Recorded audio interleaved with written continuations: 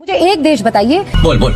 चीन को छोड़ दीजिएगा आप और तुर्की को छोड़ दीजिएगा। अच्छा, एक देश बताइए जिसने भारत के खिलाफ। अंधभक्तों की चहेती और गोदी मीडिया की राष्ट्रवादी टॉनिक वाले आंटी रूबिका निष्पक्ष नहीं हूं लियाकत सवाल पूछ रही थी अपने प्रोग्राम में समाजवादी पार्टी के प्रवक्ता से कि कोई ऐसा देश का नाम बताइए जिसने भारत की बेइज्जती की हो, भारत के खिलाफ कोई प्रस्ताव किया हो। जिसके बाद समाजवादी पार्टी के प्रवक्ता ने जो जवाब दिया है उससे अंधभक्तों की चहेती टॉनिक वाले आंटी की होश उड़ गए और वो कोई जवाब तक नहीं दे सके।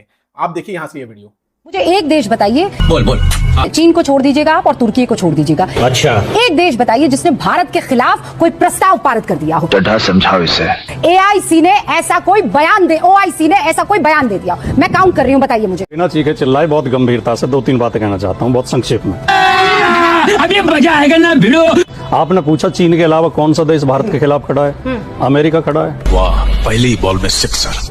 अमेरिका जितना अपमान भारत का इन दिनों में कर रहा है इतिहास में कभी नहीं हुआ। भारतीयों को हथकड़ी लगा लगा के भेज रहा है। शर्म करो शर्म। एप्पल के सीईओ को बुला के धमका रहा है कि भारत में अगर फोन बनाओगे तो 25% टैरिफ लगाऊंगा। वो अलग विषय है, भारत के खिलाफ तो कर रहा है। तो आपने देखा जब समाजवादी पार्टी के प्रवक्ता ने साफ साफ बताया कि इस वक्त चीन के अलावा भारत का अगर सबसे बड़ा दुश्मन देखा जाए तो कोई है, वो अमेरिका है। वो हमारे देश के नागरिकों को बेड़ियों में जकड़ करके भारत में भेजता है।